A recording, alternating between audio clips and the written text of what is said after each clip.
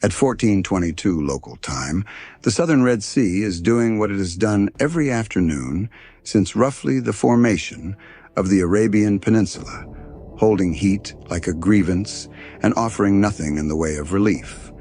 The water surface temperature is 29 degrees Celsius. The humidity is approximately the same as the inside of a functioning sauna, except the sauna doesn't smell of diesel exhaust and the exit door is not optional. USS Carney, hull number DDG-64, an Arleigh Burke-class guided missile destroyer, is making 15 knots on a patrol track that the crew has come to know with the weary familiarity of a daily commute that nobody chose. 3 months into the deployment, 7 weeks since the Houthis started making the Red Sea professionally interesting. The morning watch brief had listed 9 separate threat indicators.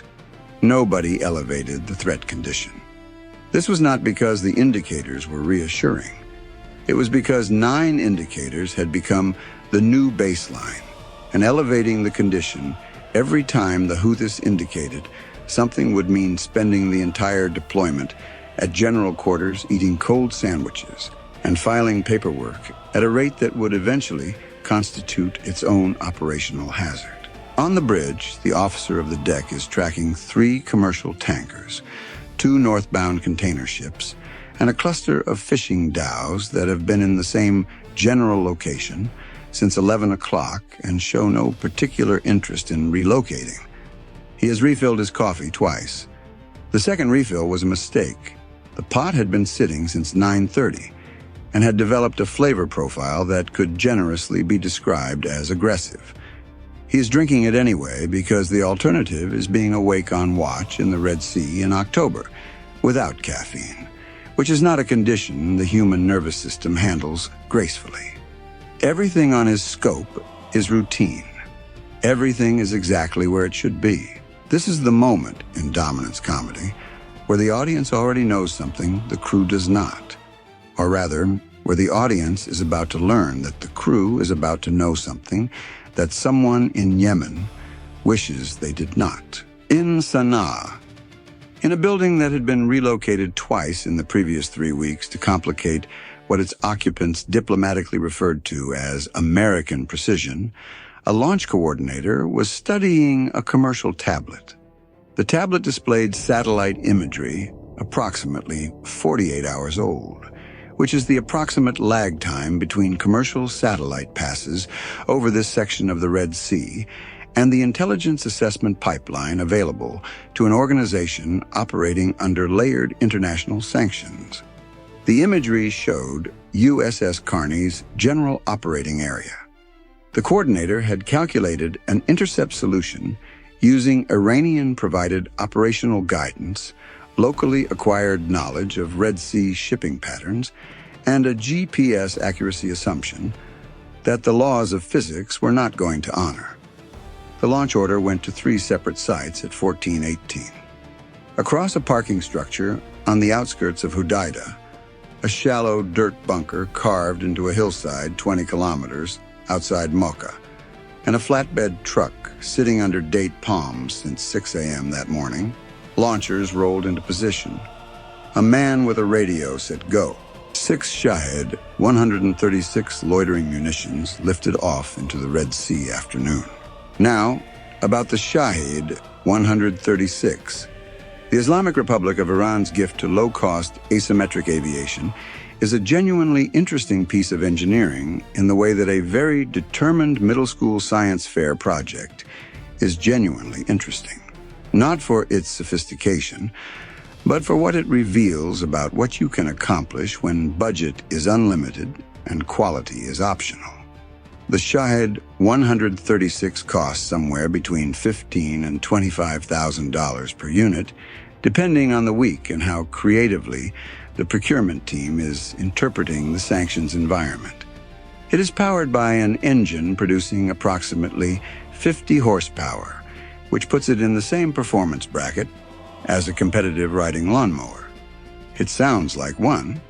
This is either a catastrophic design oversight or a stroke of unintentional psychological warfare because there is genuinely something unsettling about a munition that announces its presence with the sound of a suburban Saturday morning. It cruises at 185 kilometers per hour, which means a moderately fit amateur cyclist on a long downhill with a tailwind has approached comparable speeds. Its guidance combines commercial GPS, not military-grade GNSS commercial, kind you can buy for $30 at a truck stop, with an inertial navigation backup that the word approximate flatters considerably. Its warhead weighs 40 kilograms. It is not a precision instrument. It is, in the strategic sense, a lottery ticket. Buy enough of them, point them in the right general direction, and probability eventually does some of the work that accuracy cannot. 6 lottery tickets were now in the air, pointed at USS Carney. Here is what the Houthi coordinator did not know, because the satellite imagery was 48 hours old, and the tactical situation aboard a U.S. Navy destroyer changes considerably in 48 hours.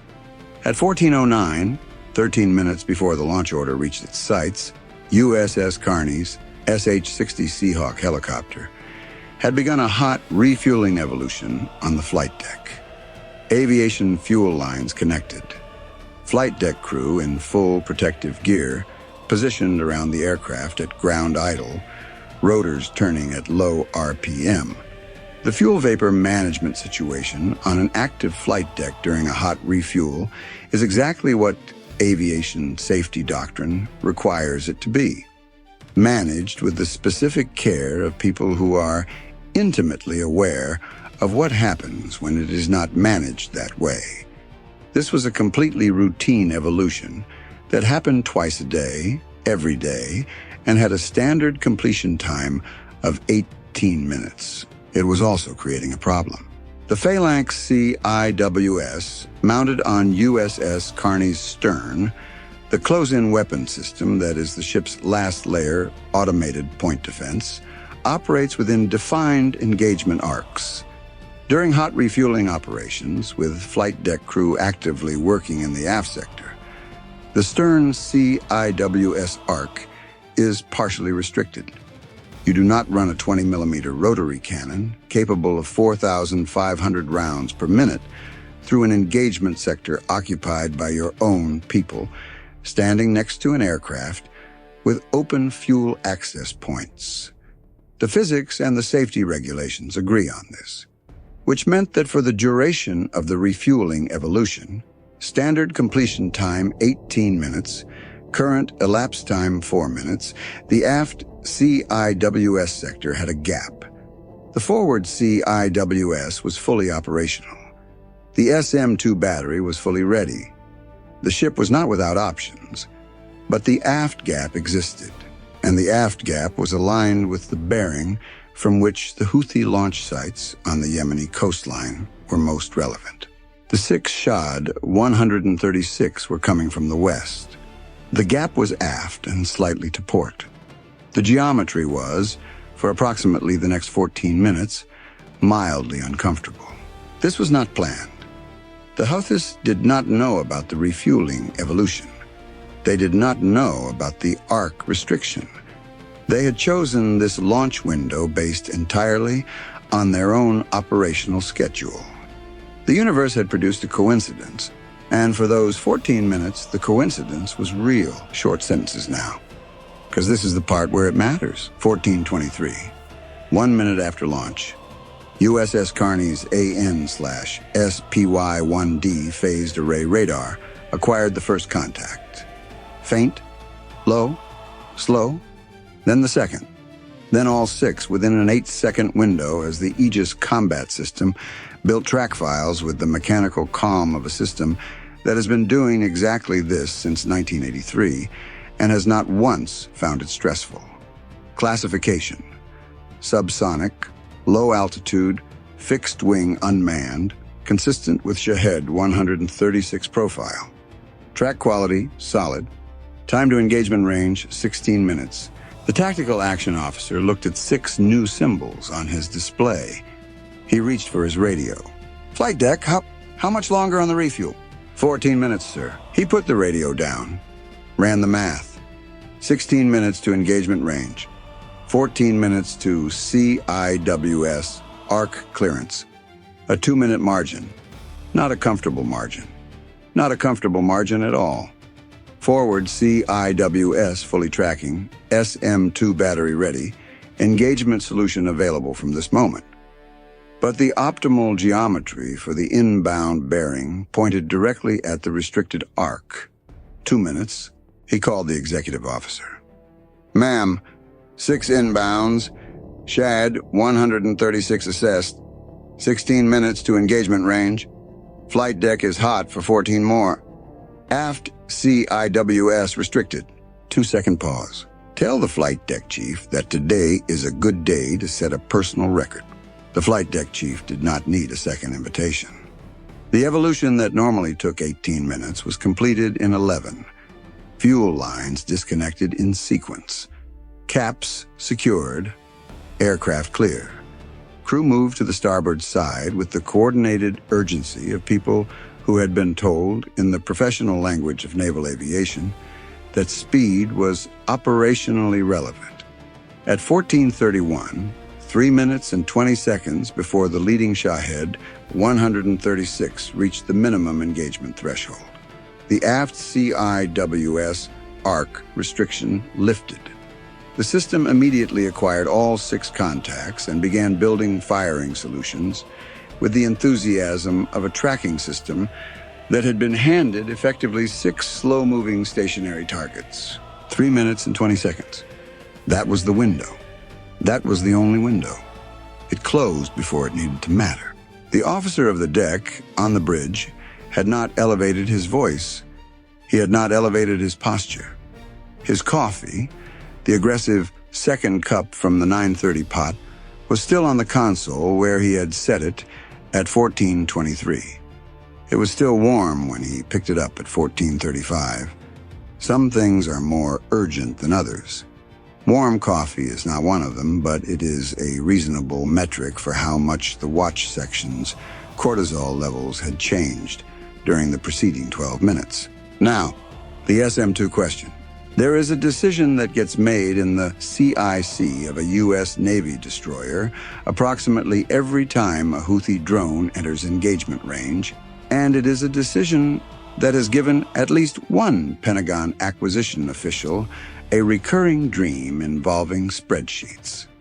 The SM-2 Block 3B surface-to-air missile is one of the more capable air defense systems in the current inventory. Range, 90 nautical miles. Speed, Mach 3.5. Terminal maneuverability, 10 Gs. Guidance, semi-active radar with infrared terminal homing. Price per round, approximately $1.4 million. This is a missile system designed to engage supersonic anti-ship missiles, maneuvering aircraft, and cruise missiles, traveling at low altitude with high-speed terminal profiles. The Shahed-136 travels at 185 kilometers per hour. It does not maneuver. It does not emit radar energy. It flies in a straight line at the altitude and speed of a reasonably motivated pelican. Engaging it with an SM-2 is the operational equivalent of hiring a Formula One driver to deliver a pizza. The pizza gets there, the result is technically impressive, and the invoice makes everyone involved slightly embarrassed. 6 SM-2s against 6 Shahed-136 would cost the United States Navy approximately $8.4 million. 6 Shahed-136S cost the Houthis somewhere between $90,000 and $150,000. The ratio here is not a ratio. It is a statement about the fundamental economic structure of asymmetric conflict, and it is a statement that the spreadsheet in question has been making in cell reference format for 7 consecutive weeks. The Phalanx exists for this reason. It is not glamorous. It is a white cylinder bolted to a ship that makes a sound like an extremely aggressive zipper, but a full engagement sequence against a slow, non-maneuvering drone costs approximately $12,000 in 20mm ammunition. Against the Shahed-136's $25,000 price point, this is still not a winning economic exchange, but it is considerably less losing than the SM-2 option. The CIWS doesn't appear in recruiting videos. It doesn't have a nickname. But at 1437, when the leading Shahed-136 entered its engagement threshold, the Phalanx on the bow acquired, tracked, and engaged with the indifferent efficiency of a system that has no concept of dramatic timing and simply does what it was built to do. The sound a Phalanx makes when it fires is not what you expect. It is not a detonation. It is a high-pitched mechanical buzz lasting approximately 1 second, because 1 second of sustained 20mm fire at 4,500 rounds per minute is entirely sufficient for a target traveling at 185 kilometers per hour in a straight line at a known altitude. The first drone came apart at 1.1 nautical miles, the second at 4 seconds, the third at 7, the fourth and fifth within 2 seconds of each other. The sixth attempted what the after-action report would diplomatically describe as a terminal course deviation, a slight bearing change in the last 40 seconds of its flight that was, from the Phalanx tracking solutions perspective, approximately as challenging as a speed bump is to a freight train. It was neutralized at 0.9 nautical miles. Total engagement time, 43 seconds. While the engagement geometry was being resolved, the AN/SLQ-32 electronic warfare suite had been doing what it always does when something with an electronic heartbeat enters its collection range, recording everything, cataloging everything, and distributing everything via Link 16 to every U.S. Navy asset in the region before the engagement was over. This is the part of the story that Al Masirah television does not broadcast, because it does not make for good revolutionary music. The Shahed-136S had been emitting since the moment they launched. Commercial GPS receivers, not military GNSS, the $30 truck stop variety, broadcasting on unprotected frequencies. A basic telemetry link from each drone transmitting flight data back to the launch sites using a commercial data link protocol that the SLQ-32 had cataloged across 14 previous engagements and refined to a frequency profile accurate enough to use for geolocation. And from the third drone, which had been flying approximately 4 degrees off its planned bearing, suggesting a GPS initialization error at the launch site, a slightly different signal, narrower bandwidth, different modulation scheme. The same underlying Iranian design, but modified, a newer production variant. Someone had made a change to the autopilot link. The intelligence warfare officer in the EW space had been watching this since 1424. He was not watching the engagement. He was watching his collection screens with the focused attention of a man who has found something genuinely new in what was otherwise becoming a routine dataset. The third drone's variant telemetry was on its own logging channel before the Phalanx had engaged Drone 1. By the time the engagement was complete, the SLQ-32 had assembled a technical profile of the new variant's bandwidth characteristics, modulation type, pulse repetition frequency, and the specific signature difference from the standard production model. 14 pages of formatted signals intelligence generated while 6 drones were converted into aluminum debris over the southern Red Sea. We've got a new autopilot link variant on Drone 3, the intelligence warfare officer said to the Space in General. Narrower band, different mod scheme. This is not the same build we've been seeing. The petty officer next to him was already running the collection log. Link 16 was already packaging the data. Fifth Fleet in Bahrain would have the technical profile within 4 hours. The carrier strike group operating 200 miles north would have it by the evening brief. The analysis teams in Bahrain and Stuttgart would spend 72 hours determining what, exactly, the modification meant, whether it was an attempt to reduce the detectability of the telemetry link, whether it indicated a new production batch, whether the guidance accuracy had changed, and that analysis would feed directly into the engagement parameters for the next encounter. The Houthis had launched 6 drones at USS Carney. They had also, without meaning to, provided the U.S. intelligence community with a free technical briefing on their latest production modifications. Are they transmitting launch site telemetry on the same frequency as the last 3 incidents? The executive officer asked. Yes, ma'am. Same frequency, same modulation. We've got 3 geolocation fixes on the Houthi site. Accuracy within about 200 meters. The executive officer wrote something in her notebook. It was not a long note. The Houthis had chosen a launch window based on 48-hour-old satellite imagery.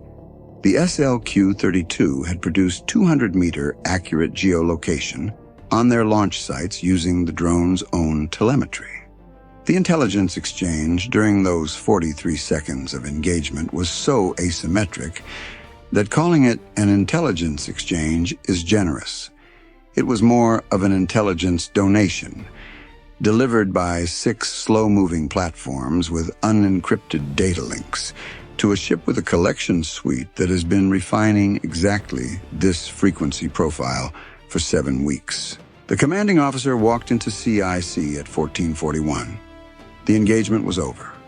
The display showed 6 resolved tracks, last known positions of the contacts before they ceased to be contacts. He looked at the board for approximately 4 seconds. Damage report. 0, sir. No impact. No personnel losses. Flight deck is clear. SH-60 is secured. Intel package? 14 pages, sir.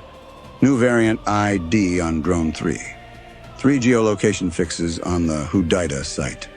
All forwarded to 5th Fleet. Outstanding. He looked at the display for another 2 seconds. Who's the coffee maker in this CIC? Because whatever's in that carafe smells like it was brewed during a previous deployment. He left.